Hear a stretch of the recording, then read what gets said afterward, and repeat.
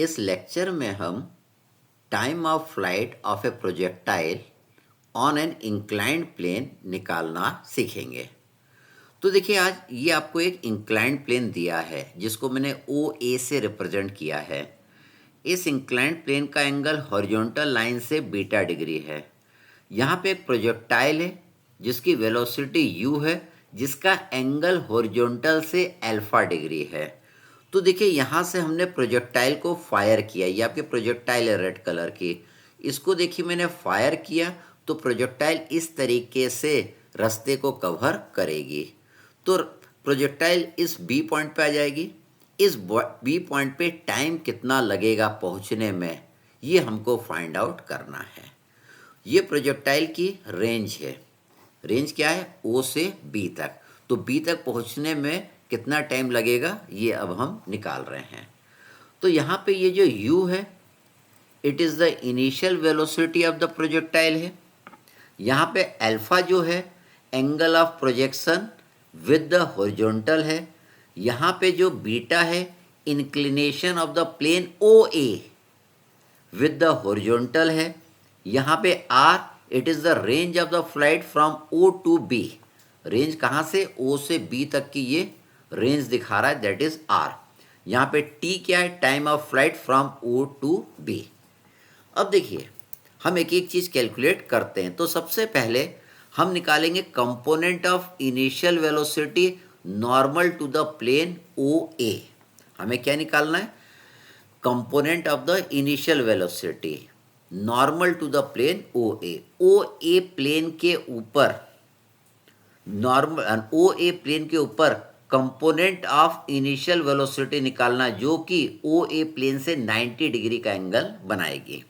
हमें ध्यान देना है, अगर हमें u के दो कंपोनेंट निकालने हैं, एक इस प्लेन के इंक्लाइंड प्लेन के परपेंडिकुलर निकालना, second along the inclined plane निकालना है, तो हमको u का एंगल मालूम होना चाहिए इस इंक्लाइंड प्लेन से। हमें कंपोनेंट जिस एक्सिस के अबाउट निकालना रहता है, हमें एंगल उस एक्सिस से पता होना चाहिए। फोर्स हो, वेलोसिटी हो या एक्सेलरेशन हो। मान लीजिए ये रेफरेंस लाइन है, ये आपका मान लीजिए कोई वेलोसिटी है u, और इसका एंगल यहाँ से मान लीजिए ये थीटा है, ये थीटा है। तो अगर आपको इसके दो कंपोनेंट बनाने हैं तो आप क्या लिखते हैं? इसको u cos थीटा लिखते हैं और इसको u sin थीटा लिखते हैं। अगर आपको इस u के कंपोनेंट इस लाइन के अबाउट निकालना है, इस लाइन के अबाउट निकालना है, मान लीजिए इस लाइन का एंगल यहाँ से मैं बोल रहा हूँ ये कितना है? बीटा है, बीटा है। तो ये एंगल आपका कितना आ जाएगा? That is theta minus beta, theta minus beta. अब इस लाइन के अलोंग आप कंपोनेंट निकाल सकते हैं। कैसे निकालेंगे? u के दो कंपोनेंट, एक तो इसी लाइन के अलोंग लगेगा, इसको आप लिखेंगे u cos theta minus beta. दूसरा इसके परपेंडिकुलर लगेगा, इसको लिखेंगे u sin theta minus beta.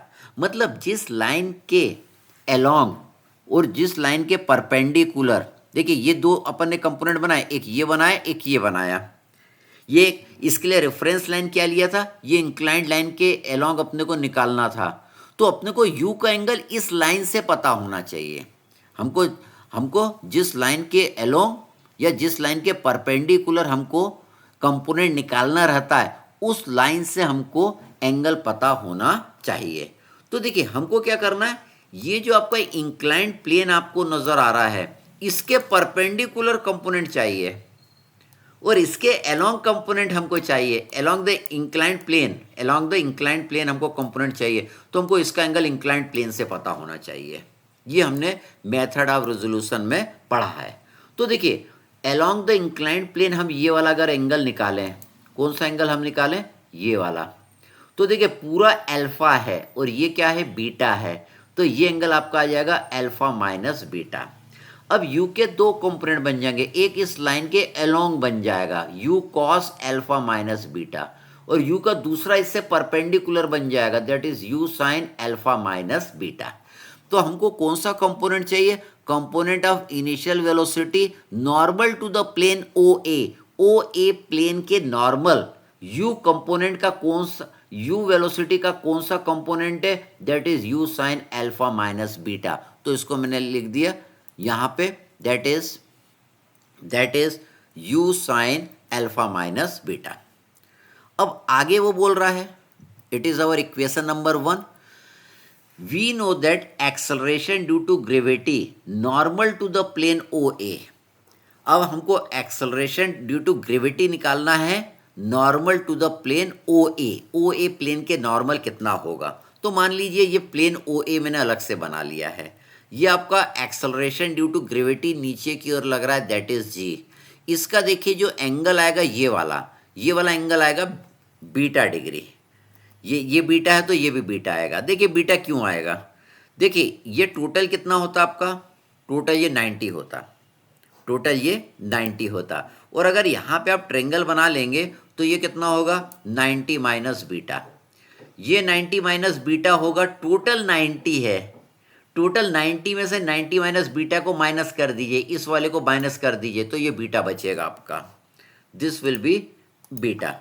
तो देखिए जी के दो कंपोनेंट बनेंगे, एक तो इसी लाइन के along that is g cos beta, g का दूसरा बना दिया परपेंडिकुलर टू दिस कंपोनेंट, इसको हमने लिख दिया जी साइन बीटा। अब जी को हटा दिया, हमको क्या चाहिए, acceleration due to gravity normal to the plane O A के नॉर्मल कौन सा है, जी कॉस बीटा है। तो यहाँ पे मैंने लिख दिया is equal to g cos beta, इसको मैंने लिख दिया इट इज इक्वेशन नंबर 2।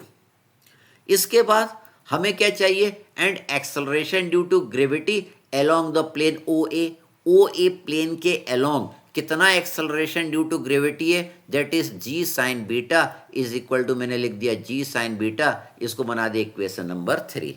तो ये रिजॉल्व कैसे करते हैं, इसके लिए आप मेथड ऑफ रिजोल्यूशन का लेक्चर देख लीजिएगा। इसके बाद इंपॉर्टेंट कंक्लूजन, देखिए यहाँ से प्रोजेक्टाइल आपका चलना चालू किया, इस तरीके से ये मूव करके बी पॉइंट पर पहुंचा, तो उसका नेट डिस्प्लेसमेंट कितना होगा, इस प्लेन को अगर मैं रेफरेंस लाइन मान के चलूँगा, अगर ये आपके रेफरेंस लाइन है, अगर ये रेफरेंस लाइन है तो वर्टिकल डायरेक्शन में इस प्रोजेक्टाइल का नेट डिस्प्लेसमेंट कितना होगा, 0 होगा। देखिए हॉरिजॉन्टल डायरेक्शन में तो इसका डिस्प्लेसमेंट होगा, यहाँ से लेके यहाँ तक ये हॉरिजॉन्टल डायरेक्शन में इसका डिस्प्लेसमेंट हो रहा है जो कि रेंज के बराबर है। लेकिन अगर आपकी ये ओ ए प्लेन रेफरेंस लाइन है, अगर आपकी रेफरेंस लाइन मान लीजिए ऐसी रहती और कोई चीज़ ऊपर जाती वापस नीचे आके यहाँ पे रेफरेंस लाइन में मिल जाती है, तो वर्टिकल डायरेक्शन में नेट डिस्प्लेसमेंट कितना होता, 0 होता। इसी तरह अगर ये आपकी ओ ए प्लेन रेफरेंस लाइन है तो देखिए वर्टिकल डायरेक्शन में नेट डिस्प्लेसमेंट कितना होगा, 0 होगा। ये बहुत इंपॉर्टेंट कंसेप्ट है। तो देखिए बोल रहा है द नेट डिस्टेंस और displacement normal to the inclined plane O A is 0 because the projectile starts and land on the same plane and hence there is no net movement away from the plane in that direction. That direction मतलब ये वाले direction में कोई भी displacement नहीं हो रहा है, इसलिए हम एक इक्वेशन बनाएंगे that is S is equal to u t minus half g t square. हम वर्टिकल डिस्प्लेसमेंट 0 हो रहा है, जब वर्टिकल डिस्प्लेसमेंट 0 हो रहा है तो आपको वर्टिकल डिस्प्लेसमेंट निकालने के लिए वर्टिकल कंपोनेंट ऑफ वेलोसिटी लेना पड़ेगा, मतलब u की जगह क्या लेंगे, u sign alpha minus beta. और ये इसको मैंने अपवर्ड डायरेक्शन कंसिडर करा है, तो इस डायरेक्शन में g क्या हो जाएगा, निगेटिव होगा, opposite to the direction of motion रहेगा, इस यहाँ पे निगेटिव लिखा। अब यहाँ पे देखिए मैं वैल्यू पुट कर देता हूँ, तो s की वैल्यू 0 हो गई क्योंकि वर्टिकल डायरेक्शन में नेट डिस्प्लेसमेंट कितना है, 0। और वर्टिकल डायरेक्शन में अगर ये आपकी रेफरेंस लाइन है तो ये इसका वर्टिकल डायरेक्शन में ऊपर की ओर वेलोसिटी कितनी, u sign alpha minus beta, यहाँ पे लिख दिया t माइनस हाफ, g की जगह देखिए g ये वाला लेना पड़ेगा।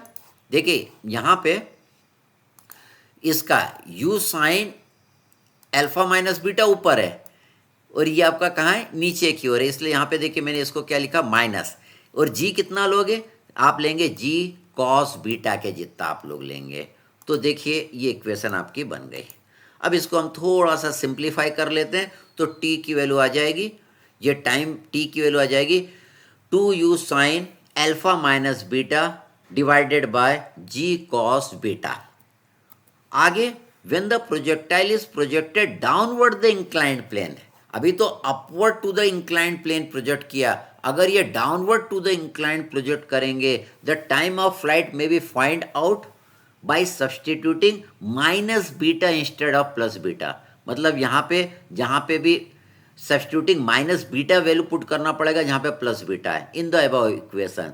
Therefore time of flight in this case, तो यहाँ पे देखिए माइनस की जगह प्लस हो जाएगा, यहाँ पे माइनस की जगह क्या हो जाएगा प्लस हो जाएगा, यहाँ पे प्लस की जगह माइनस हो जाएगा, लेकिन cos minus beta cos beta के जितना ही होता है। तो देखिए यहाँ पे माइनस की जगह प्लस आ गया, प्लस आ गया, और यहाँ पे कॉस माइनस बीटा की जगह कॉस बीटा ही लिखेंगे क्योंकि हम जानते हैं cos minus beta is equal to cos beta होता है। Thank you.